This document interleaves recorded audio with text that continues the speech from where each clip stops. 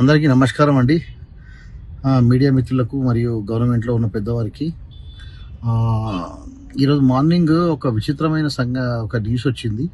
ఏంటంటే ఎన్కన్వెన్షన్ కూల్చివేత అని చెప్పి, మాదాపూర్లో ఎన్కన్వెన్షన్ కూల్చివేత అని చెప్పి ఒక న్యూస్ వచ్చిందండి.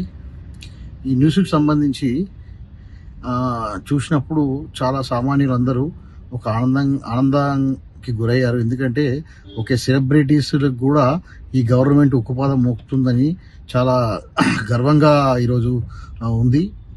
అలాగే నేను చెప్పేది అంటే, నాగార్జున గారు తన ఎక్స్లో ఒకటి పోస్ట్ చేశారండి.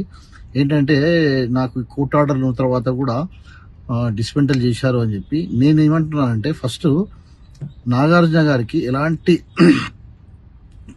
గౌరవం ఉన్నా, కోర్టులన్నా గౌరవం ఉన్నా, గవర్నమెంట్ అన్న గౌరవం ఉన్నా, తన యొక్క 20 సంవత్సరాల నుంచి ఇక్కడ ఒక అక్రమ సంపాదన, అంటే అక్రమంగా ఉన్న చెరువులో తను ఈ ఎన్కన్వెన్షన్ స్థాపించి 20 ఇయర్స్ అయింది. ఈ 20 ఇయర్స్లో తను సుమారుగా సంవత్సరానికి 250 నుంచి 300 కోట్ల రూపాయలు తను సంపాదించింటారు.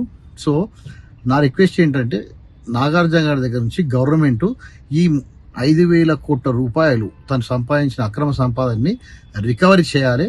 దీన్ని హైకోర్టులో మీరు కూడా ఒక పిల్లో రిట్టో వేసి మీరు కూడా వారి నుంచి గవర్నమెంట్ కట్టించాలి.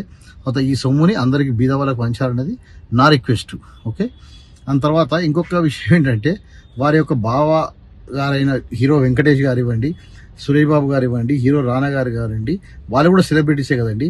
మరి వాళ్ళు సెలబ్రిటీస్ అయినప్పుడు వారు దక్కన్ కిచెన్లో ఉన్న కోర్టు ఆర్డర్లో ఉన్నప్పుడు కూడా వాళ్ళు కంప్లీట్గా ఇల్లీగల్గా రాత్రిపూట మొత్తము దొంగతనంగా సామానంతా తీసుకెళ్ళి వారు మొత్తము ఇల్లీగల్గా సెలబ్రిటీస్ అయి ఉండి ఇల్లీగల్ పని చేసినప్పుడు వాళ్ళు ఈరోజు ఈ గవర్నమెంట్ని ఇల్లీగల్గా కూల్చారని చెప్పి అనడానికి వాళ్ళు అర్హత లేదు. ఓకే.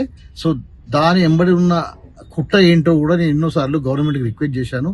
దీంట్లో ఉన్న కుట్ర ఏంటి, డక్కన్ కిచెన్ కూల్చివేత జరిగిన దాని వెంబడి ఎవరున్నారు, ఏ గవర్నమెంట్లో ఉన్న పెద్దవాళ్ళు ఆదేశించారని చెప్పి నేను ఎన్నోసార్లు చెప్పడం జరిగింది. సో దాంతో పాటుగా ఈ యొక్క ఎన్కన్వెన్షన్లో వీళ్ళు సంపాదించిన డబ్బుని కంప్లీట్గా రికవరీ చేయాల్సిన బాధ్యత గవర్నమెంట్ పై ఉంది. ఇది నా రిక్వెస్ట్. ఓకేనండి. Thank you.